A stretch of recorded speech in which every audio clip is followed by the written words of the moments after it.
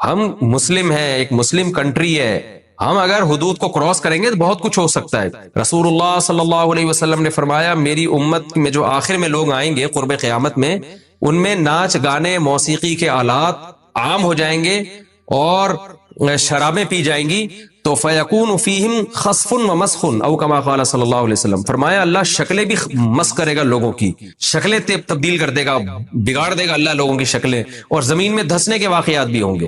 تو یہ نبی نے اپنی امت کے بارے میں فرمایا، غیر مسلموں کے بارے میں نہیں فرمایا، وہ تو مانتے ہی نہیں اسلام کو۔ مسلمان جب یہ حرکتیں کرتا ہے تو اس میں اس کو اللہ کے عذاب سے ڈرنا چاہیے۔ تو نبی صلی اللہ علیہ وسلم نے ڈرایا ہے ہمیں کہ جب یہ موسیقی کے آلات اور ناچ گانے اور شرابیں پی جائیں گی، جب یہ چیزیں عام ہو جائیں گی تو پھر عذاب کا انتظار کرو۔ اس امت میں ایسا ہوگا۔ غیر مسلموں کے بارے میں نہیں کہا آپ صلی اللہ علیہ وسلم نے، بنی اسرائیل میں بھی دیکھیں جو مسلم تھے نا، انہیں اللہ نے منع کیا ہفتے کے دن شکار مت کرو، انہوں نے پھر بھی شکار کیا۔ تو قرآن میں کیا ہے؟ قلنا لهم كونوا قردة خاسئين، ان کی شکلیں بندر خنزیر کی بن گئی۔ حالانکہ فرعونی جو تھے ان کی شکلیں مسخ نہیں ہوئی تھیں، ان کے بعد بھی جو غیر مسلم آئے ان کی شکلیں مسخ نہیں ہوئی۔ مسخ کس کی شکلیں ہوئی ہیں، خراب کس کی ہوئی ہیں؟ جو کلمہ پڑھتے تھے، بنی اسرائیل جو حضرت موسیٰ پہ ایمان لائے ہوئے تھے، ان لوگوں کے ساتھ عذاب آیا۔ تو اس سے پتہ چلتا ہے کہ جب کلمہ گو مسلمان یا مسلمان مرد یا عورت وہ جب کھلے عام اس طرح سے گناہ کرتا ہے، اس پر دنیا میں عذاب آنے کا خطرہ ہے۔ کافر پر عام طور پر دنیا میں عذاب نہیں آتا۔ تو ہم ایک اسلامی کنٹری میں رہتے ہیں، اس طرح 14 اگست کے نام پہ شرابیں پینا، لڑکے لڑکیوں کا مکس گیدرنگ کر کے ڈانس کرنا، اور جو کچھ بےہودگی اور بدتمیزی اور ایک طوفان بدتمیزی کا ماحول بنا ہوا ہوتا ہے، یہ اللہ کے غضب کو دعوت دینے والی بات ہے۔ دنیا میں نہیں بھی آیا تو آخرت میں تو آئے گا۔ تو ہم اپنے ملک سے محبت کرتے ہیں، اور محبت کا تقاضا ہے کہ ہم اپنے ملک کو اسلام کی طرف لے کر آئیں گے انشاءاللہ، ایسے حکمرانوں کو لائیں گے جو اسلام سے محبت کریں گے۔ تو آپ 14 اگست کو اس طرح سے ہرگز نہ منائیں کہ پاکستان کا اسلامی تشخص مجروح ہونا شروع ہو جائے، ہندو مذاق اڑائے کہ یہ دیکھو یہ اسلام کے نام پہ ملک بنا تھا، ہم میں اور ان میں کوئی فرق نہیں ہے، ہم سے اچھا ڈانس یہ کر لیتے ہیں 14 اگست کو، ہندو ہمیں یہ تانا نہ دے، تو ہم سے زیادہ کپڑے ان کے اترنا شروع ہو گئے ان کی عورتوں کے جسم سے۔ تو یہ ہمیں اگر ہندو تانا دے گا تو آپ کے پاس کیا منہ رہ جائے گا ہندو کو یہ بتانے کے لیے کہ ہم نے اسلام کے نام پہ بنا، اور یہ دے رہے ہوتے ہیں تانا، میں کمنٹس میں دیکھ رہا ہوتا ہوں، ہندو یہ طنز کر رہے ہوتے ہیں کہ تم نے ہندوستان کو توڑا اسلام کے نام پہ اور تمہارے اپنے ملک میں کیا ہو رہا ہے۔ تو یہ ہماری بین الاقوامی ذلت بھی ہے، اللہ کی نظر میں بھی ہم ذلیل و رسوا ہوں گے۔ تو اس لیے آپ 14 اگست ضرور منائیں، لیکن ان حدود کے اندر اپنے کلچر کو دیکھتے ہوئے، اسلام کو دیکھتے ہوئے، اور اس بات سے بچتے ہوئے کہ کہیں اللہ کا قہر اور غضب ہم پہ نہ آ جائے۔ دوسرا کام شکر گزاری میں اللہ کی عبادت۔ دنیا کے ہر مذہب میں عبادت ہے یا نہیں؟ اللہ کہتے ہیں میری عبادت کرو۔ تو عبادت کیسے کریں؟ اللہ نے بتایا وضو کر کے 5 ٹائم بولو نماز پڑھو گے کہ نہیں پڑھو گے؟ مسجد میں جماعت کے ساتھ، زندگی میں ایک بار حج کرو اگر اللہ نے استطاعت دی ہے، میرے گھر کی زیارت کرو، رمضان کے روزے رکھو۔ یہ آپشنل نہیں ہے کہ جاب مشکل ہے، مزدور ہے، نہ بھائی، جب رمضان آیا ہر صحت مند مقیم پر رمضان کے روزے لازم ہے۔ آپ یہ نہیں کہہ سکتے میری جاب بہت ڈیفیکلٹ ہے، نہ اللہ کا حکم آسان ہے، لچکدار نہیں ہے، خوب سمجھ لو، لچک نہیں ہے اس میں، جب کہہ دیا تو کہہ دیا۔ آج بہت ہلکا لے لیا اللہ کے حکم کو۔ نمازیں ایسے، میں بھی جہاز سے جب اترا، ایتھوپیا ہمارا جہاز اترا تھا، تو فجر کی نماز جو ہم جب اترا تو نماز کا ٹائم باقی تھا، تو ہم نے جلدی سے نماز پڑھی، پھر ہم آ کے بیٹھے۔ تو اب اس کے بعد جو فلائٹیں آ رہی ہیں، میں نے بہت سارے لوگ دیکھے آ کے مسجد میں قضا ہو گئی فجر اور نماز پڑھ رہے ہیں۔ میں ان سے کہہ رہا ہوں بھائی آپ نے جہاز میں کیوں نہیں پڑھی نماز؟ کہہ رہے ہیں وہ جہاز میں جگہ نہیں تھی۔ وہ بھائی جیسے چاہو پڑھ، یعنی اصل میں تو نماز میں بھی کھڑے ہو کر فرض، جہاز میں بھی فرض نماز کھڑے ہو کر پڑھنا لازم ہے۔ فرض نماز بیٹھ کر بولو نہیں ہوتی، قبلہ رخ ہونا اور کھڑے ہونا ضروری، لیکن اگر جہاز میں آپ کو کھڑے نہیں ہونے دے رہے تو پھر مجبوراً بیٹھ کے نماز پڑھو، لیکن اس کو لوٹا لو، لیکن پڑھو تو ضرور، چھوڑنے کی اجازت تھوڑی ہے۔ اگر نماز قضا کرنے کی اجازت ہوتی تو اللہ میدان جنگ میں قضا کرنے کی اجازت دیتا۔ اللہ نے فرمایا فَإِنْ خِفْتُمْ فَرِجَالًا أَوْ رُكْبَانًا، اگر تم دشمن سے لڑ رہے ہو، خوف کی حالت میں ہو، تو کھڑے ہو کر یا سوار ہو کر پڑھ لو، قضا کرنے کی اجازت نہیں۔ تو میں نے داڑھیوں والے، ٹوپیوں والے لوگ دیکھے، بھائی کہہ رہے ہیں یار وہ ایکچولی جگہ نہیں تھی، اب پڑھ رہے ہیں۔ بھائی آپ کسی بھی طریقے سے پڑھتے پھر لوٹا لیتے اس کو، آپ یہ کون سا طریقہ ہے؟ تو جب نماز کا یہ حشر نمازیوں نے کر دیا ہے تو باقی حکام کا کیا ہوگا؟ تو بھائی کوئی صورت نہیں ہے نماز قضا کرنے کی، سمجھتے ہو؟ کھڑے ہو کے نہیں پڑھ سکتے، بیٹھ کے نہیں پڑھ سکتے، لیٹ کے گردن کا ہلا کے پڑھنی پڑے گی آپ کو۔ پانی نہیں ہے، تیمم۔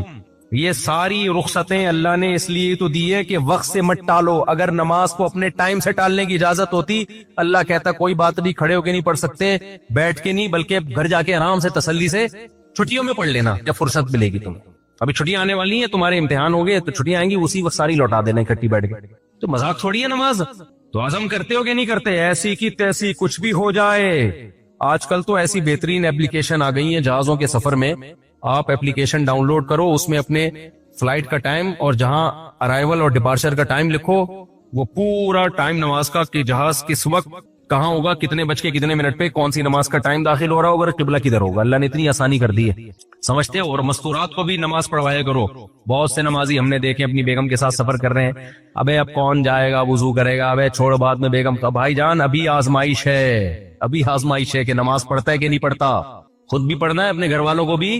ٹرین کا سفر ہو، بس کا سفر ہو، نماز نہیں معاف ہے۔ ان الصلاۃ کانت علی المؤمنین کتابا موقوتا، اللہ کہہ رہے نماز مومنین پر مقررہ اوقات میں فرض ہے، اس کو دائیں بائیں کرنے کی اجازت نہیں ہے۔ تو پڑھو گے کہ نہیں پڑھو گے؟ تیسرا کام، یہ رمضان کے روزے ہو گئے، حج ہو گیا زندگی میں ایک بار۔ اس کے بعد اللہ نے کچھ چیزیں ہم پہ ویسے ہی حرام کی ہیں جو اخلاقیات میں آتی ہیں، ان کا عبادت سے تعلق نہیں بلکہ اخلاقیات سے۔ اس میں اللہ نے فرمایا لا تقربوا الزنا، زنا کرنا تو دور کی بات، زنا کے قریب بھی مت پھٹکو۔ زنا کا آلٹرنیٹ اللہ نے ہمیں کیا دیا؟ بولو، نکاح دیا۔ غیر مسلم نکاح نہیں کرتے، زنا کرتے ہیں، اور اگر شادی کرتے بھی ہیں بہت دیر سے کرتے ہیں۔ ان میں کوئی اگر بالغ ہوتے ہی شادی کر لے اس کو بے وقوف سمجھا جاتا ہے۔ آپ عمل کر کے دکھاؤ، بولو بے وقوف تم ہو، ہم نہیں ہیں۔ ایک غیر انگریز سے میری بات چیت ہو رہی تھی، تو میں نے کہا ہماری سوسائٹی میں اتنی عمر میں لوگ نکاح کرتے ہیں۔ اس نے کہا آپ کا کلچر ہے۔ اب میں نے زیادہ بحث نہیں کی، بھائی کلچر نہیں ہے، ہمارا مذہب ہے۔ کلچر تو کہتا ہے آزادی دلاتا ہے آپ کو، تو آپ اپنے عمل سے بتاؤ بھائی، جلدی نکاح کیا کرو۔ کوئی پوچھے کیوں، بولے ہمارے مذہب کا حکم ہے۔ بھائی اللہ کا حکم ہے، جب اللہ کا حکم آ جائے تو پھر آپشنل رہتا ہے، وہ ہے بھائی، پھر کوئی عقل چلتی ہے، پھر ایکچولی بات ہوتی ہے کچھ۔ کوئی بھی آپ کا باس ہو، آپ کو آرڈر دے یار یہ چیک ہے جا کے کیش کرا کے لو، آپ بولے ایکچولی سر ایکچولی میرے پیٹ میں درد ایکچولی، وہ بولے گا بھائی تو نے جاب کرنی ہے نہیں کرنی، نکل یہاں سے۔ تو اللہ کو اتنا ہلکا لے لیا بھائی۔ تو اللہ کہہ رہے جب جس میں نکاح کی استطاعت ہو فوراً کیا کرے وہ نکاح۔ اے اللہ خرچہ ہوگا بہت زیادہ، ٹینشن۔ اللہ نے کہا غیر مسلم کیلکولیٹر لے کے بیٹھے گا، ابھی میری اتنی تنخواہ، حالانکہ اس کی بیوی آنے کے بعد اس کا خرچہ ہو ہی نہیں رہا ہے، کم بخت کا 1 روپے دے لینی بیوی پہ خرچ کرنا، پھر بھی کیلکولیٹر لے کے بیٹھا ہوا ہے۔ ہم نے سارا خرچہ خود کرنا ہے، پھر بھی اللہ کہہ رہے کیلکولیٹر استعمال کرنے کی اجازت نہیں۔ یکونوا فقراء یغنیہم اللہ من فضلی، اللہ کہتے ہیں نکاح کرو، اگر فقیر ہوگے اللہ اپنے فضل سے غنی کر دے گا۔ اللہ پہ توکل کرو۔ جو اللہ بچہ پیدا ہونے کے بعد ماں کی چھاتیوں میں دودھ پیدا کر دیتا ہے، تو وہ بیوی آنے کے بعد تمہارے مال میں برکت نہیں دے سکتا کیا؟ نہ نسل کو روکو نہ شادی سے روکو۔ غیر مسلم کہتا ہے بچے 2 ہی اچھے، ہوتے 2 بھی نہیں ہیں، لیکن بہرحال کہتا ہے کیا ہے، بچے 2 ہی اچھے۔ اسلام کہتا ہے نہیں بھائی، رزق کس کے ہاتھ میں ہے؟ اللہ کیا؟ اللہ کو خاندانی آدمی پسند ہے۔ پارکوں میں لکھا ہوتا ہے فیملی کے ساتھ آئے، ہو سکتا ہے جنت کے دروازے پہ اللہ لکھ دے فیملی کے ساتھ آؤ، پھر کیا کرو گے؟ کیا خیال ہے بھائی؟ تو میں تو 18 کے ساتھ نکل لوں گا، میں بولوں گا اللہ اور تو ہمارے پاس کوئی امال ہی نہیں ہے۔ کیا خیال ہے بھائی؟ اور تو ہمارے پاس، تو اللہ پہ توکل کرو میرے بھائی، کیلکولیٹر لے کے نہیں بیٹھے رہا کرو۔ تمہارے ماں باپ کا احسان ہے تم پر کہ نسل نہیں روکی، تم پیدا ہو گئے، وہ بھی روک سکتے تھے۔ میرا باپ بھی 2 بچوں کے بعد نسل روک سکتا تھا، تو میں تھوڑی پیدا ہوتا۔ میرے والد نے کس پہ توکل کیا؟ اللہ پہ، اللہ اولاد دے گا۔ اور قرآن کہتا ہے لا تدرون ایہم اقرب لکم نفعا، نسل مت روکو بھائی، تمہیں کیا پتا تمہاری اولاد میں کون تمہارے لیے زیادہ کام کا نکل آئے۔ ایک صاحب کہنے لگے اتنے بچے ہوں گے، ہو سکتا ہے کوئی بگڑا ہوا نکلے۔ میں نے کہا بھائی اتنے پیدا کرو کہ 2-4 اسپیئر میں بگڑنے کے لیے بھی رکھو، اگر 2 ہوئے اور وہی بگڑ گئے تمہاری تو نسل گئی۔ کیا خیال ہے؟ نسل گئی تمہاری تو۔ غیر مسلموں بیچاروں پر ترس کی حالت ہے، انہوں نے نسل روک کے نا 2 بچے، پھر ان کا 2 خرچہ تو 2 پہ بھی ہوتا ہے، 1 بچہ پھر 1 بھی نہیں۔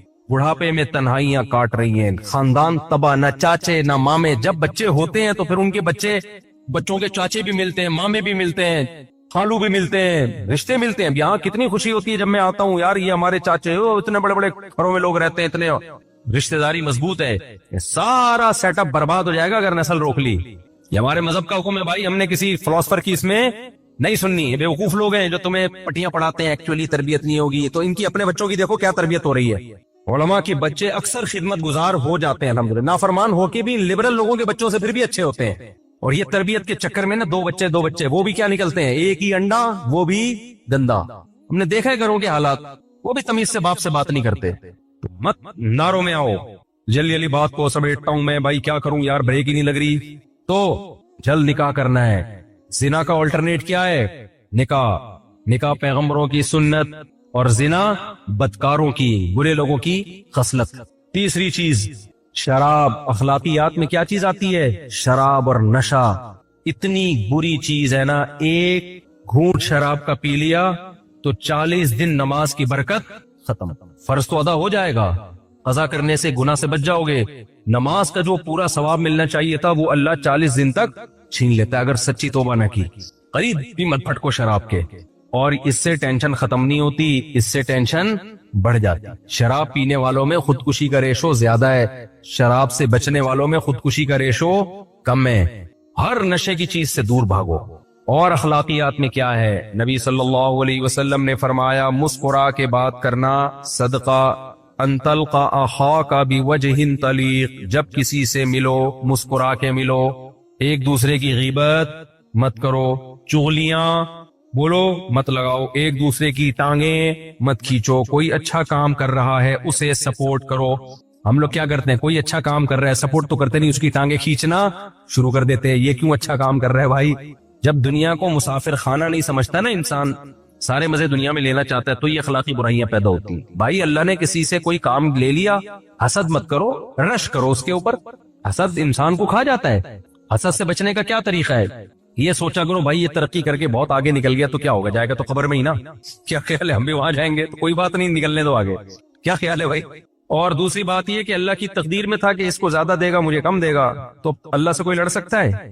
کوئی بات نہیں یار، چلو یار اس کو زیادہ مل گیا، یہ زیادہ خوبصورت ہے، یہ زیادہ صحت اچھی ہے، اس کی 4 ہو گئی ہماری نہیں ہو رہی یار، استغفر اللہ. اس کی جو ہے وہ پیسہ فلاں کے پاس زیادہ آ گیا، فلاں کو جو ہے نا کاروبار میں ترقی ہو گئی، فلاں کی عزت زیادہ ہو گئی. ہونے دو یار، چلتا ہے یار، کوئی بات نہیں، ہم اللہ کی تقدیر پہ راضی. شیطان کے ساتھ یہی تو پرابلم تھی. شیطان عبادت کرتا تھا، اس نے بولا یہ کیا مسئلہ ہو گیا یار، یہ آدم نیا بنایا گیا اور اللہ کہہ رہا ہے اس کو سجدہ کرو، یہ تو پرابلم کریٹ ہو گئی نا. کیا خیال ہے بھائی؟ یہ تو معاذ اللہ نے پرابلم کریٹ کر دی ہے. میں اتنا پرانا اور یہ دفتر میں کوئی نیا امپلائی آئے اور باس اس کو اپنے قریب کر لے اور آپ 20 سال سے جاب کر رہے ہو، آپ کو دور رکھے، تو آپ کو غصہ آئے گا کہ نہیں آئے گا؟ تو شیطان کو بھی غصہ آیا کہ بھائی اللہ میاں نے اس کو میرے سامنے بنایا اور مجھے کہہ رہے اس کو سجدہ کرو. اڑ گیا شیطان. اب بھائی تو چھوڑ دے یار، تجھے بھی تو اللہ نے ہی بنایا ہے نا، جتنا تجھے دیا ہے تو اس پہ اللہ کا شکر ادا کر. کیا خیال ہے بھائی؟ اپنے سے کمتر کو دیکھ. اللہ تجھے گدھا بھی بنا سکتے تھے، اللہ تجھے خنزیر بنا سکتے تھے. تبھی حدیث میں آتا ہے دنیا میں ہمیشہ اپنے سے کمتر لوگوں کو دیکھا کرو.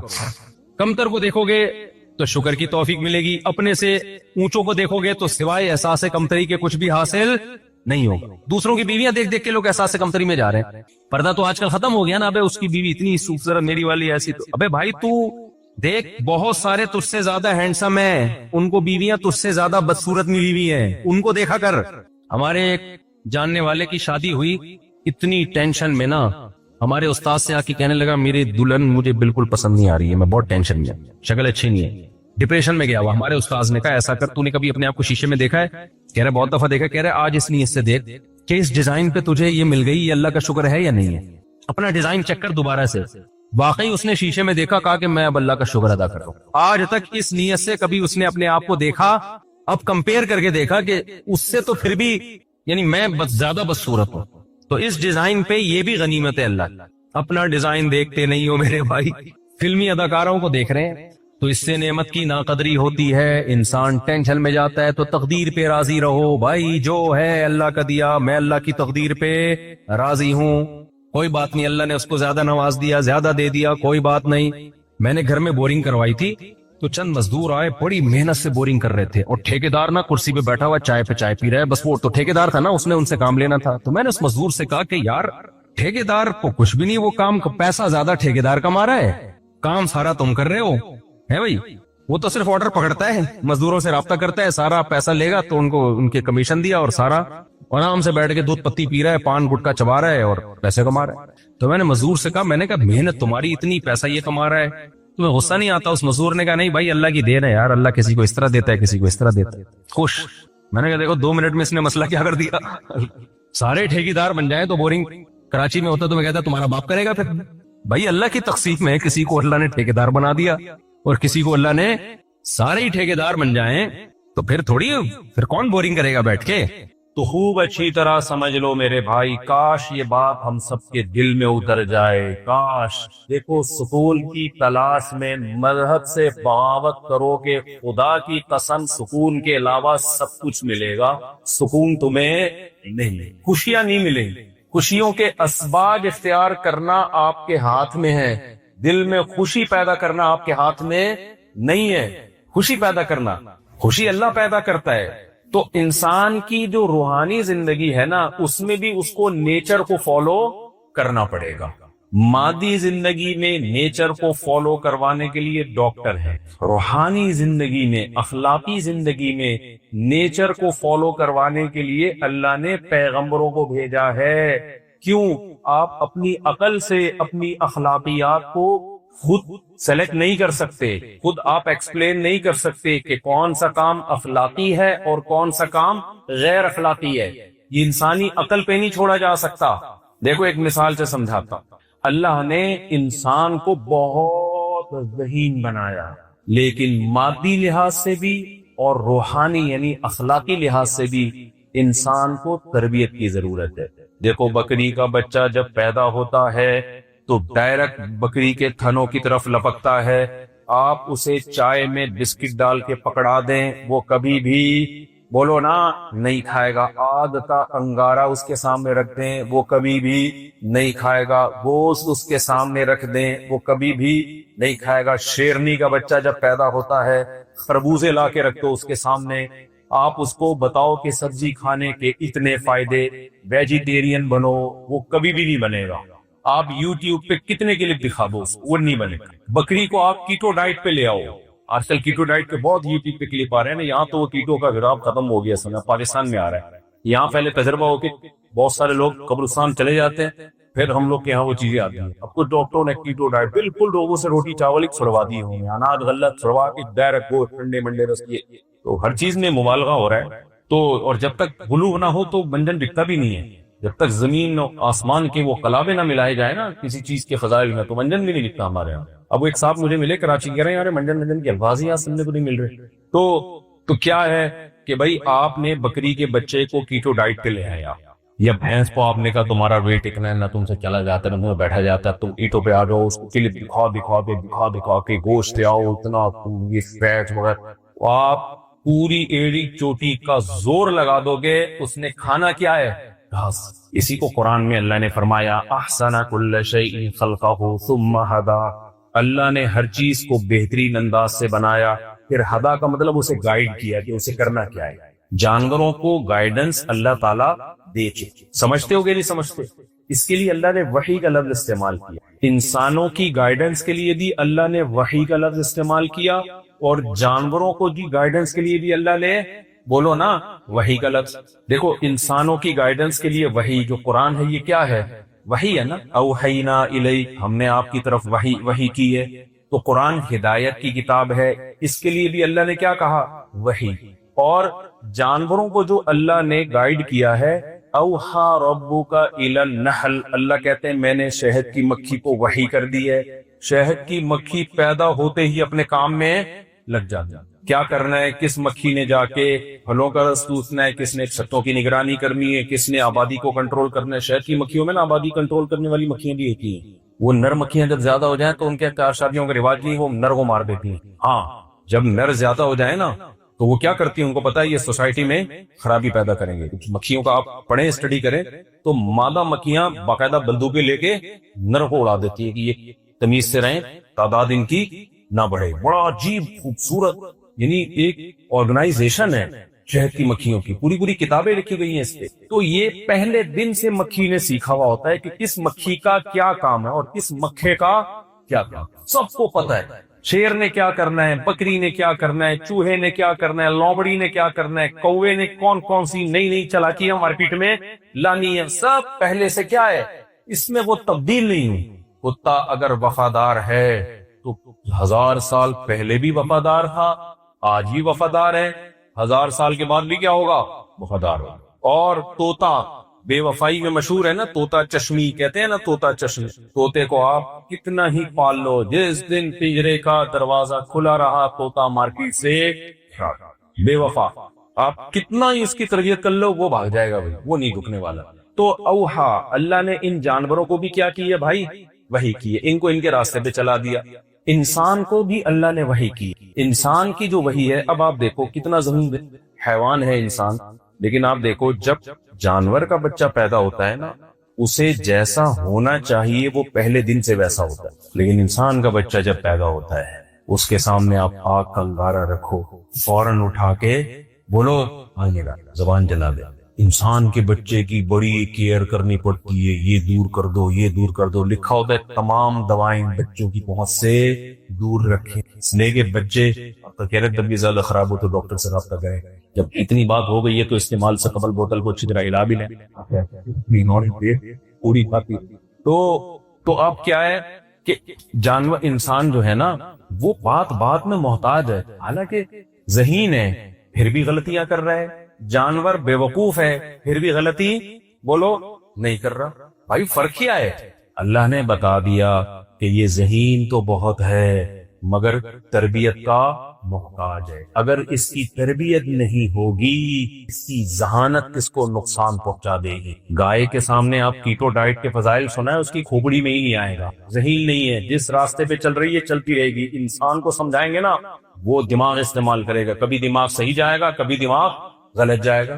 تو جو ذہین لوگ ہوتے ہیں ان کی ٹریننگ کی ضرورت ہوتی ہے، وہ بگڑتے ہیں تو بگڑتے بہت ہیں، سنورتے ہیں تو سنورتے بہت ہیں۔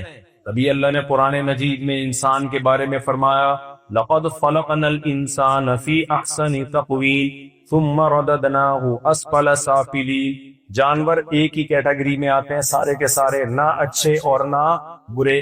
کتا وفا کرتا ہے، ہمیں تو کتے سے محبت ہے، اللہ کو نہیں ہوتی کتے کی وفا کی وجہ سے کتے سے محبت، کیونکہ اللہ نے کتے میں وفا کے سافٹ ویئر انسٹال کر دیے ہیں، اس کے پاس بے وفائی کا آپشن بولو ہے ہی نہیں۔ انسان وفا کرتا ہے تو اللہ اس سے محبت، اس لیے کہ انسان میں وفا کے سافٹ ویئر بھی ہیں اور بے وفائی کے سافٹ ویئر بھی ہیں، شکر گزاری کے بھی ہیں، ناشکری کے بھی ہیں، بہادری کے بھی ہیں، بزدلی کے بھی ہیں، سخاوت کے بھی ہیں، کنجوسی کے بھی ہیں۔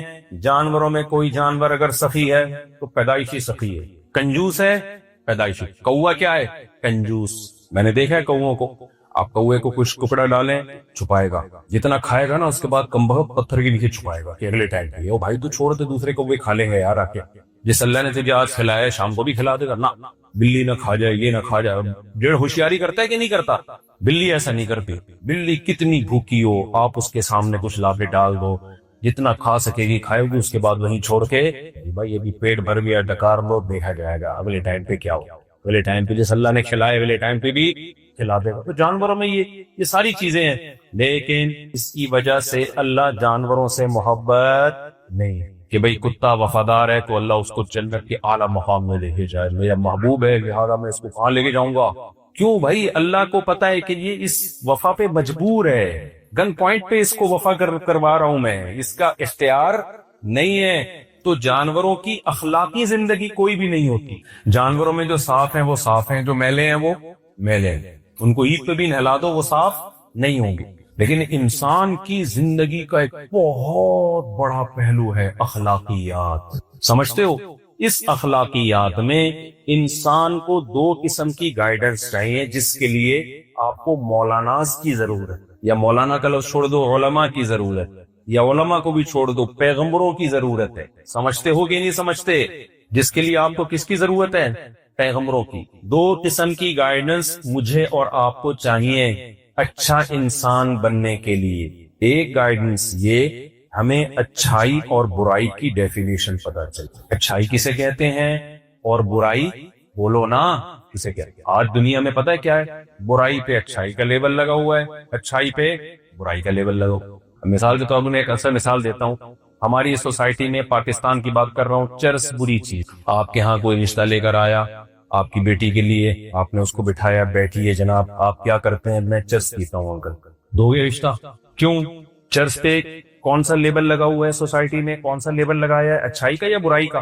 اچھی چیز کا یا بری چیز کا؟ بری چیز کا. لیکن انسان کو اللہ نے یہ طاقت دی ہے کہ وہ پروپیگنڈا کر کے بری چیز پہ اچھی چیز کا لیبل لگا سکتا. یہ طاقت دی ہے. اور اصل میں تو شیطان کو طاقت دی ہے، لیکن شیطان کو یہ طاقت دی ہے کہ وہ انسان پہ قابو پا کے نا وَزَيَّنَ لَهُمُ الشَّيْطَانُ أَعْمَالَهُمْ، کہ شیطان برے اعمال کو مزین کر دیتا ہے. مزین کا ترجمہ آج کی زبان میں ہوگا اٹریکٹیو. چیز بری ہوتی ہے لیکن شیطان اس کو کیا بنا دیتا ہے؟ اٹریکٹیو. سمجھتے ہو؟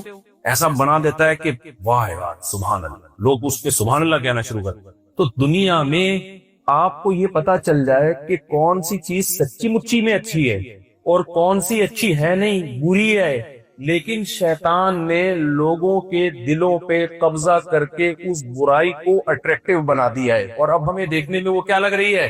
خوشنما لگ رہی ہے. یہاں ہمیں گائیڈنس کی ضرورت ہے. دوسری ایک اور گائیڈنس کی ضرورت ہے جس کو موٹیویشن کہا جاتا ہے، کہ اس راستے پہ کوئی چلانے والی طاقت بھی ہو. ہمیں صرف اچھائی کا پتہ چل جانے سے انسان اچھا کبھی بھی نہیں بنتا. جب تک اس کو موٹیویشن نہ ملے کہ اس اچھا بننے کا فائدہ کیا ہے، تو فائدہ کون بتائے گا؟ یہ بھی مذہب بتائے گا. اگر آپ مذہب کو، اسلام کو سوسائٹی سے نکال دیں تو دو بڑے بڑے بلنڈر ہوں گے آپ سے، سمجھتے ہو، جس سے انسانیت تباہ ہو جائے گی. ایک، آپ بہت سی برائیوں پہ لیبل کیا لگا دو گے. میں چرس کی مثال دیتا ہوں، بہت دفعہ یہ مثال دی ہے، یہاں بہت سارے نئے لوگ بیٹھے ہیں. اب دیکھو آپ کے گھر رشتہ لینے کے لیے آیا کوئی آدمی، بیٹی کا، آپ نے کہا بیٹا آپ کیا کرتے ہو؟ انکل میرا کام کیا ہے؟ چرس.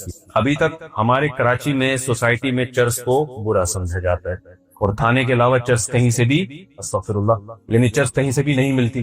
تو منہ سے پتہ نہیں غلط غلط باتیں کی وجہ نکل جاتی ہیں. تو کہیں سے بھی چرس تھانے سے، اس لیے کہ وہ چرسیوں کو پکڑتے ہیں نا، گرفتار کرتے ہیں اس لیے. اچھا خیر، تو کہیں سے بھی نہیں ملتی. لیکن اب آپ کو مجھے ایک بات بتاؤ، جس سوسائٹی میں چرسی زیادہ ہو جائے اور پڑھے لکھے لوگ چرس پینا شروع کر دیں نفس کے ہاتھوں مجبور ہو کے، اور تہذیب یافتہ لوگ چرس پینا شروع کرتے ہیں، جو لوگوں کو موٹیویٹ کرتے تھے، جو لوگوں کی ورک شاپ کروایا کرتے تھے، موٹیویشنل اسپیکر تھے اور تہذیب کے علم بردار تھے، اتفاق سے ان کو چرس کی لت پڑ گئی. اب ان سے چرس نہیں چھوٹ رہی. اب چرس تو بری ہے سوسائٹی میں. لوگ کہیں گے آپ اتنے اچھے ہو کے پی کیا رہے ہو؟ چرس پی رہے ہو نا، چھی چھی تو آپ ہمیں کیا سمجھاؤ گے؟ تو وہ کیا کریں؟ مل بیٹھ کے، اب ان سے چرس تو چھوٹ نہیں رہی ہے، وہ کیا کریں؟ مل بیٹھ کے ایک پروگرام بناتے ہیں کہ یار ہم چرس تو چھوڑ نہیں سکتے. یہ جو چرس سے لوگوں کے دلوں میں نفرت ہے نا، اور چرس کو برا سمجھا جاتا ہے، جس کی وجہ سے ہماری بے عزتی ہو رہی ہے. کہیں رشتہ لینے جاتے ہیں، چرسی ہونے کی وجہ سے ہمیں نکال دیا جاتا ہے.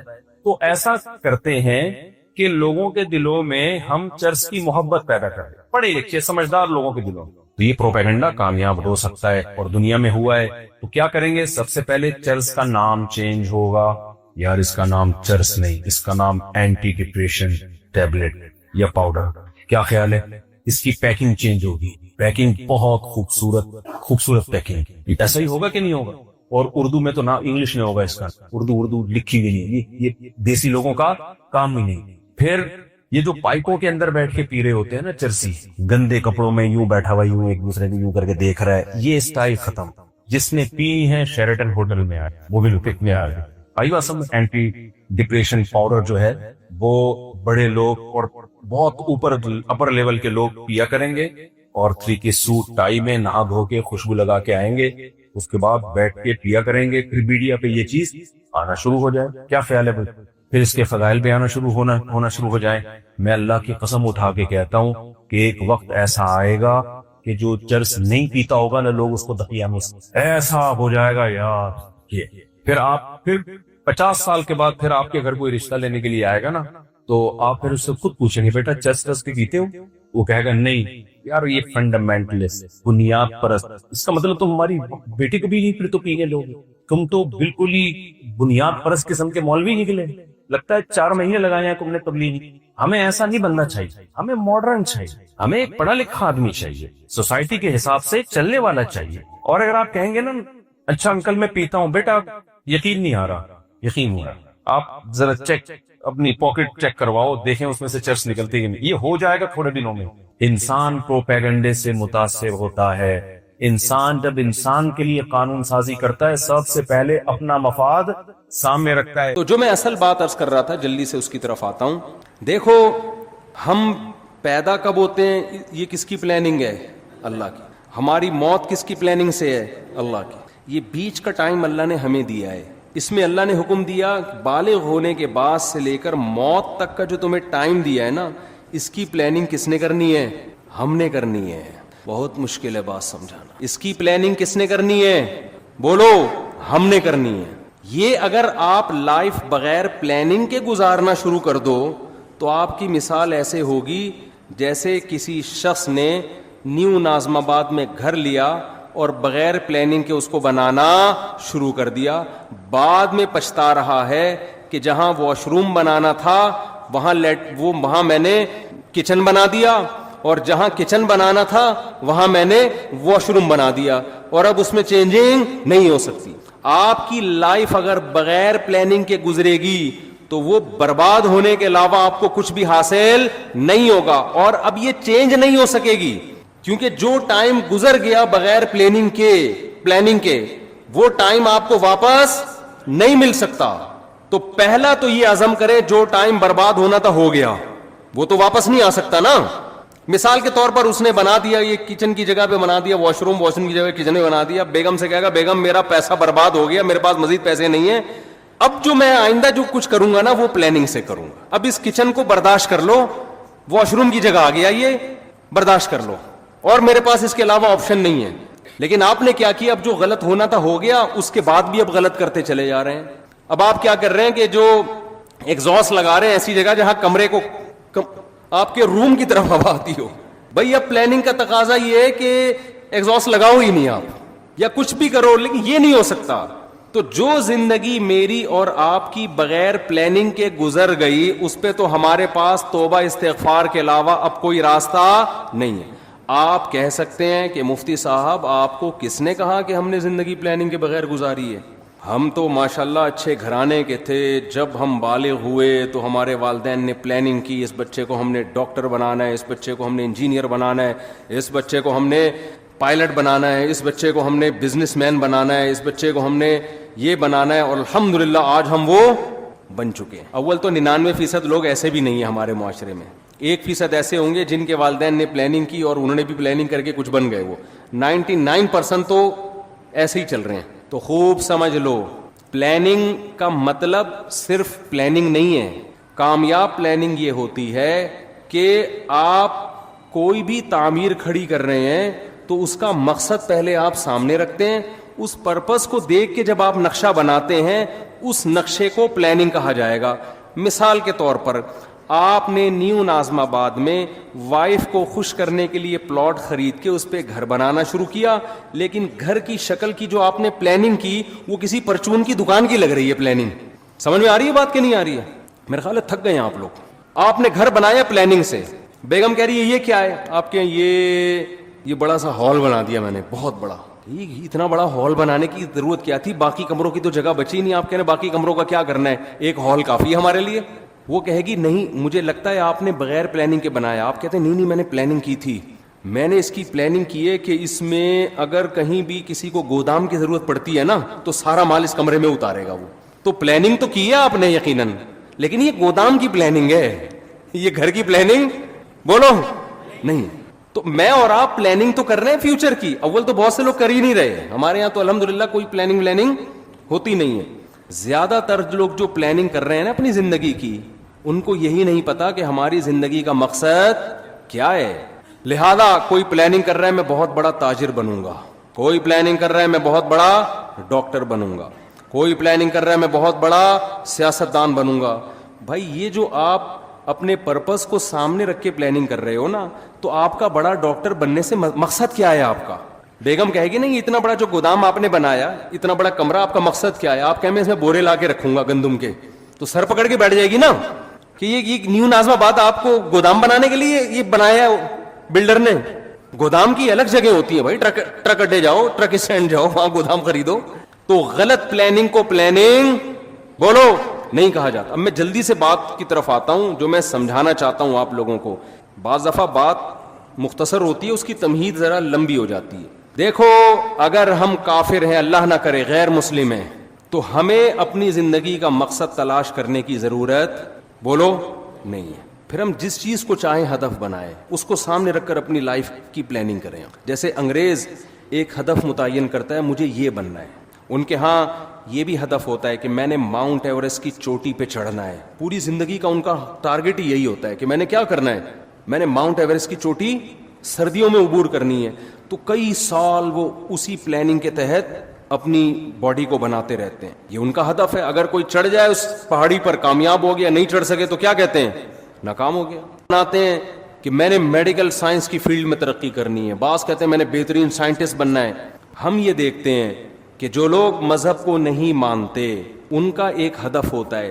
اصل بات جو میں عرض کر رہا ہوں, جب تک آپ کے سامنے اپنی لائف کا ہدف نہیں ہوگا کہ میرا اس زندگی سے مقصد کیا ہے, اس وقت تک آپ اپنی زندگی کو پلان نہیں کر سکتے. آپ کی زندگی بے ڈھنگی ہوگی. اب مقصد کیا ہونا چاہیے؟ ایک مقصد ہے کافر کا, غیر مسلم کا. غیر مسلم کا لائف سے مقصد زندگی برائے زندگی, لائف کو انجوائے کرنا, اس کے علاوہ اس کا کوئی ہدف نہیں ہوتا. اگر آپ اللہ کو, کریٹر کو, خدا کو اپنی ڈکشنری سے نکال دیتے ہو تو پھر آپ کو یہ حق حاصل ہے کہ آپ اپنی زندگی کا مقصد خود متعین کرو. سمجھ رہے کہ نہیں سمجھ رہے؟ پھر آپ اپنی زندگی کا مقصد خود متعین کرو. کیونکہ اللہ کو اگر آپ نے نکال دیا, اس کا مطلب کیا ہوا کہ ہم پیدا ہوئے ہیں اللہ کے ارادے سے نہیں, ایک اتفاقی واقعہ ہوا, ہم پیدا ہو گئے. ہم مرتے ہیں اللہ کے ارادے سے نہیں, اتفاق ہوتا ہے. ان ہی الا حیاتنا الدنیا نموت ونحیا وما یہلکنا الا الدہر. نبی کے دور میں جو ایتھیسٹ تھے وہ کہتے تھے کہ یہ دنیا کی زندگی ہے جس میں ہم مرتے بھی ہیں جیتے بھی ہیں, یہ خدا کے تصرفات نہیں ہیں, یہ زمانے کے تصرفات ہیں. زمانے میں ہوتا ہے موت بھی ہے, زندگی بھی ہے, اور پھل پھول بھی پیدا ہوتے ہیں, کوئی خوشی کی زندگی, کوئی غم کی زندگی. تو اگر میرے اور آپ کا بھی خدا نخواستہ یہ نظریہ ہے تو میرے بھائی ہمیں پھر اپنی زندگی کا ہدف تلاش کرنے کی ضرورت, خدا سے پوچھنے کی ضرورت نہیں ہے. پھر ہماری مرضی ہم جس چیز کو ہدف بنا لیں. کیا خیال ہے, غلط تو نہیں کہہ رہا میں؟ پھر ہماری مرضی, پھر میں خود فیصلہ کروں گا میں نے کیا بننا ہے. پھر میری مرضی, میں کہوں یار میں نے ڈاکٹر بننا ہے, میں نے انجینئر بننا ہے, میں نے سائنٹسٹ بننا ہے, میں نے یہ بننا ہے, میں نے وہ بننا ہے, میں نے کچھ بھی نہیں بننا, میں نے ویسے انجوائے کرنا ہے لائف کو. بعض لوگوں کا یہ ہوتا ہے کچھ بھی نہیں بننا, انجوائے کرنا ہے بس. وہ میں ایک چٹکلا اکثر سناتا ہوں نا, آپ لوگ نئے ناظم آباد کے نئے نئے لوگ ہیں. وہ ایک نوجوان جو ہے سمندر کے کنارے لیٹا ہوا اور سگریٹ کے کش لے رہا ہے. ایک بوڑھے میاں گئے, ذرا اسپیڈ میں سنا دیتا ہوں کیونکہ کئی دفعہ لوگ سن چکے ہیں. تو ایک بوڑھے میاں گئے اس نوجوان کو سمجھانے لگے, بیٹا تم اپنا ٹائم ویسٹ کر رہے ہو, کچھ کر کیوں نہیں لیتے؟ اس نے کہا انکل کیا کروں؟ بیٹا میٹرک کر لو.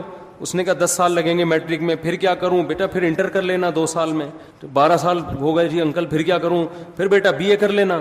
اچھا جی بی اے بھی کر لیا, پھر کیا؟ پھر بیٹا ماسٹر کر لینا. انکل 16 سال ہو گئے ماسٹر کر لیا, پھر کیا کروں؟ بیٹا پی ایچ ڈی کر لینا. انکل 18 سال ہو گئے پی ایچ ڈی کر کے کیا کروں گا؟ انکل نے کہا بیٹا پھر تمہیں اچھی جاب ملے گی, پیسے کمانا. انکل پھر کیا کروں؟ بیٹا پھر شادی کرنا, اچھے خاندان میں شادی ہوگی. انکل پھر کیا ہوگا؟ پھر تمہاری اولاد ہوگی. انکل پھر کیا ہوگا؟ وہ نوجوان تجسس میں نا کہ اینڈ کیا ہوگا اس کا. اچھا انکل بچے بھی ہو گئے, اب کیا ہوگا؟ کہہ رہے ہیں لائف کو انجوائے کرنا, مزے اڑانا. تو پھر ابھی کیا کر رہا ہوں میں؟ مزے ہی تو اڑا رہا ہوں.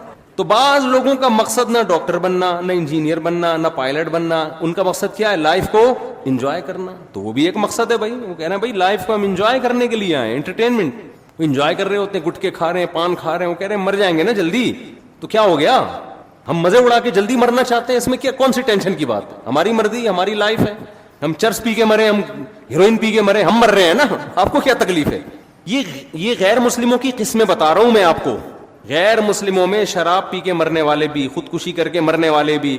خودکشی کرنے والے کو آپ یہ نہیں کہہ سکتے کہ یہ حرام ہے, اس پہ گناہ ملتا ہے. وہ کہتا ہے گناہ کیا ہوتا ہے؟ میرا جسم ہے, میری مرضی, میں کھمبے سے چپک کے مروں, میں کھمبے سے لٹک کے مروں. میں جب اس دنیا میں ٹینشن میں ہوں تو ٹینشن ریلیز کرنے کا میرے پاس موت کے علاوہ کوئی راستہ نہیں ہے, تو میں مر رہا ہوں نا, کیا تکلیف ہو رہی ہے؟ تو اگر آپ مذہب کو اپنی زندگی سے نکال دیتے ہیں تو آپ بہت ساری ٹینشنوں سے کیا ہو جاتے ہیں؟ بظاہر آزاد ہو جاتے ہیں. بظاہر آزاد ہوتے ہیں, حقیقت میں تو ٹینشنوں میں عذاب میں پڑ جائیں گے آپ. تو پھر آپ کو ہدف خود بنانے کی اجازت ہے کہ آپ متعین کریں میری لائف ہے, میری مرضی ہے, میں خود فیصلہ کروں گا میں نے فیوچر میں کیا بننا ہے. یہ بھی فیصلہ کروں گا کہ کیا بننا ہے, یہ بھی فیصلہ کروں گا کہ کچھ بننا بھی ہے کہ نہیں بننا, ویسے ہی رہنا ہے. ہم جب چوتھی کلاس میں تھے نا تو ہماری ٹیچر نے سب بچوں سے پوچھنا شروع کیا کہ کون کیا بنے گا. ایک بچے سے پوچھا, اس نے کہا ڈاکٹر, مجھ سے پوچھا, میں نے کہا پائلٹ. بچوں کو اس وقت پائلٹ بننے کا بہت شوق ہوتا تھا, سب سے وہ پوچھ رہی تھی. ایک لڑکا بڑا شرارتی تھا, اس سے پوچھا بیٹا تم بڑے ہو کر کیا بنو گے؟ کہتا دولہا بنوں گا میں. اس نے کیا کہا, اس وقت تو ہم سب کو اس پہ ہنسی آئی, لیکن بات یہ ہے کہ جب آپ نے لوگوں پہ چھوڑ دیا کیا بننا ہے تو کہہ رہے ہیں مجھے سب سے زیادہ مزہ کس میں آئے گا؟ دولہا بننے میں. دولہا ہی بنوں گا, میرا ہدف ہی دولہا بننا ہے. اس وقت تو یہ بات ہمیں سمجھ میں نہیں آتی تھی, لیکن جب ہم آج 50 سال کے ایسے لڑکے دیکھ رہے ہیں نا جو دولہا بننے کی خواہش میں ترس رہے ہیں, جو دولہا بن ہی نہیں پا رہے بیچارے اپنی حرکتوں کی وجہ سے, تو پھر مجھے وہ یاد آتا ہے کہ یہ دولہا بھی خوش قسمت لوگ بنتے ہیں. اور خواتین کے ساتھ پیشگی معذرت, بار بار دولہا بننے کی سعادت یہ بہت ہی خوش قسمت لوگوں کو ملتی ہے. اللہ تعالیٰ حفاظت میں رکھے. تو اب مجھے ایک بات بتاؤ کہ یا تو آپ ادھر ہو جاؤ انگریز کی طرف, ان کا ہدف وہ خود متعین کرتے ہیں, لیکن جو خدا کو ماننے والے ہیں, دیکھیں قرآن بہت ساری اہل ایمان کی جو علامت بیان کرتا ہے نا, اس میں بار بار یہ کہتا ہے کہ یہ علامتیں ان میں پائی جاتی ہیں جو اللہ پر اور آخرت کے دن پر ایمان رکھتے ہیں. ہمیں شروع میں یہ چیزیں سمجھ میں نہیں آتی تھیں, لیکن اب جب کمپیئر کر رہے ہیں نا دنیا کی قوموں سے, تو قرآن بار بار کہہ رہے ہیں جو اللہ کو مانتے ہیں وہ زنا نہیں کرتے, جو اللہ کو مانتے ہیں وہ رشتہ داری کو توڑتے نہیں ہیں. آج ہمیں گورے نظر آتے ہیں رشتہ داری توڑتے ہوئے, آج ہمیں گورے نظر آتے ہیں زنا کرتے ہوئے. جو اللہ کو مانتے ہیں وہ شراب نہیں پیتے, جو اللہ کو مانتے ہیں وہ سود نہیں کھاتے, جو اللہ کو مانتے ہیں وہ نماز پڑھتے ہیں. آپ کو گوروں میں 20 خوبیاں نظر آئیں گی. ہر بات شروع کرنے سے پہلے 20 دفعہ تھینک یو, بات ختم کرنے کے بعد 20 دفعہ تھینک یو. بہت ساری خوبیاں ہیں. نماز پڑھتے ہوئے وہ نظر نہیں آئیں گے, رشتوں کو جوڑتے ہوئے وہ نظر نہیں آئیں گے. وہ تو باپ جیسا قریب ترین رشتہ بڑھاپے میں اس کا اولڈ ہاؤس میں گزرتا ہے اس کا. تو قرآن نے بڑا فرق کیا ہے ماننے والے اور نہ ماننے والے. تو پہلا تو آپ فیصلہ کرو کہ ہم ماننے والوں میں ہیں یا نہ ماننے والوں میں. ہم اگر ماننے والوں میں ہیں تو آپ کو اپنا زندگی کا ٹارگٹ خود متعین کرنے کی اجازت نہیں ہے. پھر یہ خدا نے جو بتایا اس پہ, اس پرپس پہ آپ کو کام کرنا پڑے گا جو اللہ نے بتایا ہے. تو پہلے تو یہ کلیئر کریں. دیکھو بات کہاں سے شروع ہوتی ہے, جلدی جلدی سمیٹتا ہوں, یہ ٹاپک میں بار بار ریپیٹ کرتا ہوں لیکن ضرورت ہے لوگوں کی. ایک فیصلہ کرو, ہمیں کسی نے بنایا ہے یا ہم خود سے بنے ہیں. گورا کہتے ہیں ہمیں اس سوال کے جواب کی ضرورت نہیں ہے. قرآن کہتا ہے سب سے پہلے تجھ سے یہ سوال پوچھا جائے گا کہ تو نے یہ فیصلہ کیسے کر لیا تھا کہ میں خود بخود وجود میں آیا ہوں. یہ فیصلہ تو نے کیسے کر لیا تھا. اللہ نے ہمیں آزاد نہیں چھوڑا, ہمیں اپنے رب کے وجود پر, اس کی توحید پر ایمان لانا پڑے گا. یہ آپشنل نہیں ہے. اگر نہیں ایمان لائے, اللہ کہتے ہیں ہمیشہ کے لیے جہنم کی آگ اور اس کے ایندھن بنا دوں گا میں تمہیں. اللہ کے لیے سب سے امپورٹنٹ سوال اور سب سے امپورٹنٹ نظریہ ہماری زندگی میں یہ ہے کہ ہم اس کے وجود کو تسلیم کرتے ہیں یا نہیں کرتے. یہ سوال سائنسدانوں کے لیے اہم نہیں ہے, یہ سوال ڈاکٹروں کے لیے اہم نہیں ہے, یہ سوال گوروں کے لیے اہم نہیں ہے. دیکھیں کچھ سوال کسی کے لیے اہم ہوتے ہیں, کسی کے لیے امپورٹنٹ نہیں ہوتے. مثال کے طور پر آپ جس گھر میں رہتے ہو, آپ کی بیوی کے لیے سب سے امپورٹنٹ چیز کیا ہے کہ آپ اس کا شوہر اس بیوی کو بیوی سمجھتا بھی ہے کہ نہیں سمجھتا.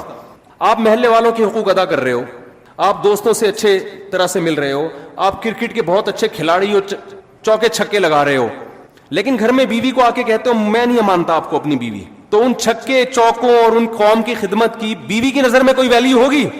بولو نا. وہ کہے گی میری نظر میں تو 2 ٹکے کا انسان نہیں ہے, میں تیرے گھر رخصت ہو کے آئی ہوں, میرا تیرے سے رشتہ ہے, تو مجھے اپنی مان تو صحیح نا, میرے حقوق تو ادا کر.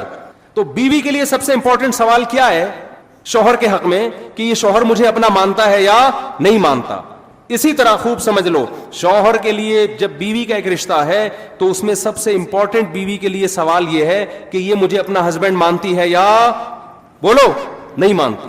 اب آپ کی وائف اپنے ماں باپ کے ساتھ بڑا اچھا سلوک کر رہی ہے, جاب کر رہی ہے اور غریبوں کو کھانا کھلا رہی ہے, سیلاب زدگان کی مدد کے لیے خود بنفس نفیس شاپر لے کے پہنچی ہوئی ہے, بڑی خدمتیں ہو رہی ہے. جب گھر میں آتی آپ سے تمیز سے بات نہیں کرتی, آپ کہتے ہیں میں تمہارا ہسبینڈ ہوں, وہ کہتی میں کنفیوز ہوں کہ پتہ نہیں آپ ہسبینڈ ہیں بھی یا نہیں ہے. میرے لیے سوال زیادہ امپورٹنٹ نہیں ہے. آپ نادرا کے سرٹیفکیٹ دکھا رہے ہو بیگم, یہ تو وہی میری تصویر لگی ہوئی ہے, یہ مفتی طارق مسعود سے نکاح پڑھوایا تھا ہم نے, اور یہ دیکھو یہ نادرا میں تمہارے ابا کا نام, یہ میرا نام, یہ پورا پراپر کام ہے, ہمارا نکاح رجسٹرڈ ہے. وہ کہتی ہے ایکچولی میرے پاس ٹائم نہیں ہے ان سب باتوں کے لیے, ایکچولی میرے پاس ان سب باتوں کے لیے ٹائم نہیں, میرے لیے سوال زیادہ امپورٹنٹ ہے ہی نہیں, میرے پاس تفتیش کا ٹائم ہی نہیں. میں ڈاروین کے نظریے کو مانتی ہوں. ڈاروین کیا کہتا ہے کہ اتفاق سے وجود میں آ گئے, تو اتفاق سے آپ ہمارے گھر میں آ گئے, دیکھنے میں شوہر لگ رہے ہیں آپ. اب اس تفتیش میں جانا کہ یہ ڈاروین کا نظریہ ٹھیک تھا غلط تھا, میں اتفاقی چیزوں کی قائل ہوں. سائنس سے ثابت کرو کہ تم میرے ہسبینڈ ہو. سائنس سے کوئی ثابت کر سکتا ہے؟ کسی کا باپ بھی ثابت نہیں کر سکتا, کوئی لیبورٹری ٹیسٹ سے کہ یہ اس کا ہسبینڈ ہے, کوئی کر سکتا ہے؟ بولو نا کیا ہو گیا, سائنس سے کہاں سے ثابت ہوگا بھائی, یہ تو گواہوں سے ثابت ہوگا. گواہ کہیں گے آپ کے نہیں, میں سائنس کا اسٹوڈنٹ ہوں, میں سائنس کے بغیر نہیں مانتا. نیوٹن کا کوئی قانون پیش کرو کہ وسیم میرا شوہر ہے, تو ہم کیا کہیں گے؟ سائنس کو غلط جگہ فٹ کر رہی ہے بھائی تو. یہی سوال نا آج کل کے لبرل لوگ کہتے ہیں سائنس سے خدا کا وجود ثابت کرو. اول تو سائنس سے بھی ہوتا ہے, لیکن ایک مثال دے رہا ہوں, اتنے ثبوت اللہ نے اپنے وجود کے دے دیے, اتنے مضبوط ڈاکومنٹس پکڑا دیے, اتنے ایک ایک چیز اس کائنات میں خدا کے وجود کی گواہی دے رہی ہے کہ یہ چیزیں خود بخود نہیں بن سکتی. اور گورا کیا کہتا ہے؟ میرے لیے یہ سوال امپورٹنٹ نہیں ہے کہ ہمیں کوئی بنانے والا ہے یا نہیں ہے. تو گورے کے لیے امپورٹنٹ نہیں ہے, میرے اور آپ کے لیے امپورٹنٹ نہیں ہے. جس خدا نے بنایا اس کے لیے سب سے امپورٹنٹ کوشچن کیا ہے کہ تم میرے وجود کو مانتے ہو یا نہیں مانتے. میں 2-3 اور مثالیں دوں. بیٹا کیا کہتا ہے؟ گلی محلے میں سب کی خدمتیں کر رہا ہے, سیلاب زدگان کی مدد کے لیے پہنچا ہوا ہے, بڑی زبردست تقریریں کر رہا ہے. گھر میں جب ابا کہتے ہیں بیٹا مجھے پانی پلا دے, مجھ سے گھٹنے میرے خراب ہو گئے, مجھ سے چلا نہیں جاتا, وہ کہہ رہا بھائی میں آپ کو کیوں پانی پلاؤں, ہر انسان کو اپنا کام خود کرنا چاہیے.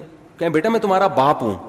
اب وہ کنفیوز ہے بیٹا, ابا آپ یعنی آپ میرے والد ہیں, وسیم بھائی آپ میرے کیا ہیں؟ ابا ہی کہہ دیا تو پھر تو مسئلہ ہی ختم ہو گیا نا. تو باپ کو غصہ آئے گا, بیٹا تو مجھے باپ نہیں مانتا. بیٹا کہہ رہا ہے ابا اصل میں نے اسٹڈی اور سائنسی ترقی میں اتنا ٹائم لگایا ہے نا کہ مجھے اس سوال کے جواب کی فرصت ہی نہیں ملی کہ آپ میرے ابا ہیں یا اس تحقیق کی میرے پاس ٹائم, میں اصل میں بڑے بڑے کارنامے کر رہا ہوں. میں ابھی ایک میرا خلائی سیارہ چاند پہ پہنچنے والا ہے اور اگلا سفر میرا مریخ کی طرف, ویزا آ گیا مریخ سے میرا. یہی ہوتا ہے نا آج کل لوگوں نے سائنسدانوں کو اپنا باپ بنا لیا ہے کہ یار گورا اتنی ترقی کر رہا ہے, گورا اتنی بہت کر رہا ہے, بھائی اس کو مانو, کر رہا ہے, ہم اس کے منکر نہیں ہیں. خدا کے لیے یہ ترقی امپورٹنٹ بولو نہیں ہے. خدا کہتا ہے یہ امپورٹنٹ ہے لیکن پہلے کچھ اور سوال ہے, اس کے بعد امپورٹنٹ ہے. بیٹا کتنی ترقی کرے, محلے والے اس کو کندھے پہ اٹھا کے گھوم رہے ہوں. باپ کے ساتھ اگر وہ کہتا ہے میں کنفیوز ہوں کہ آپ میرے ابا بھی ہیں یا نہیں ہے, ابا کہے گا مجھے سب سے امپورٹنٹ سوال میرے زندگی میں میرے لیے یہ ہے کہ تو مجھے مانتا ہے یا نہیں مانتا. جب تک اس کی تحقیق نہیں کر دیتا اس گھر میں تجھے گھسنے کی اجازت نہیں ہے. فوراً سزا دے کے نکالے گا, جائیداد سے آگ کرے گا اس کو. اب بیٹا بڑا لبرل تھا نا, وہ یونیورسٹی کا پڑھا ہوا, کہہ رہا ہے یار ابا غیر ذریعے وسیم صاحب, ابا تو نہیں کہہ رہا نا, غلطی سے نکل رہا ہے, یہ جو وسیم صاحب ہیں یہ ایک غیر ضروری سوال جو انسانیت کے لیے اتنا امپورٹنٹ سوال نہیں ہے. کیا ہو گیا اگر میں نے تفتیش نہیں کی, تحقیق نہیں کی, میں سیلاب زدگان کی مدد تو کر رہا ہوں نا, میں سائنس میں ترقی تو کر رہا ہوں نا. یہ ساری تقریر سے عوام متاثر ہوگی, باپ جس کا گھر ہے وہ متاثر بولو نہیں ہوگا, وہ نہیں متاثر ہوگا. تو یاد رکھو جو کریٹر ہے نا, جس نے ہمیں بنایا ہے, کاش یہ بات ہماری کھوپڑیوں میں بیٹھ جائے. آج اس ایجوکیشن نے ہمیں خدا کے قریب لانے کے بجائے خدا سے دور کر. ہم ایجوکیشن کے خلاف نہیں ہیں, خوب سمجھ لو, جتنی ایجوکیشن مسلمانوں میں ہے اس سے ڈبل کی ضرورت ہے, لیکن کچھ کانسیپٹ آپ کو کلیئر کرنا ضروری ہے. تو خدا کے لیے, ہمارے بنانے والے کے لیے, ہماری زندگی میں سب سے امپورٹنٹ سوال کیا ہے کہ تم مجھے مانتے ہو یا نہیں مانتے. اللہ کہتے ہیں فیصلہ کرو میری نشانیوں میں غور کر کے, میں نے اتنے ڈاکومنٹس رکھ دیے ہیں کہ تمہیں مجھے ماننا پڑے گا. نو کا آپشن میں نے کیا کر دیا ہے, ختم. نبی نے کیا فرمایا, جس نے خواہشات کو اپنا ہدف بنایا کہ میں یہ خواہش, یہ خواہش, یہ خواہش, یہ بھی ہو جائے, یہ بھی ہو جائے, تو آپ نے کیا فرمایا, کیا اس کی خواہشات پوری ہو جائیں گی؟ کیا وہ خوشیوں میں آ جائے گا؟ نا نا نا نا نا نا, یہ پیغمبر کہہ رہے ہیں, اللہ کے سچے پیغمبر, وہ کبھی بھی خوشیوں میں نہیں آئے گا. فرمایا اس کو کیا سزا ملے گی, جعل اللہ من کانت الدنیا ہمہ جعل اللہ فقرہ بین عینیہ. دولت کے پیچھے بھاگے گا نا تو اللہ اس کے سامنے فقر و فاقہ کا خوف رکھ دیں گے. سمجھ رہے ہو؟ دولت کے پیچھے بھاگ رہا ہے, آ رہی ہے, مل بھی رہی ہے, لیکن خوف کیا ہوگا کہ یہ مجھ سے چھن نہ جائے. اس بات کی ٹینشن, یار یہ ختم نہ ہو جائے, یار یہ چھن نہ جائے, یار کوئی کاروبار کو نقصان نہ ہو جائے. بڑے بڑے کروڑ پتی فیکٹریوں کے مالک آتے ہیں, کہتے ہیں ایک لاشعوری سا خوف ہمیں ستاتا ہے, دنیا کی ہر نعمت ان کے پاس, مگر دماغ میں نا ایک کہہ رہے ہیں ہمیں خود بھی نہیں پتا ہم ڈر کس چیز سے رہے ہیں, لیکن سکون نہیں ہے. ایک لاشعور میں خوف ہے جو ہمیں مسلسل ستا رہا ہے. یہاں ایک آیت کئی سال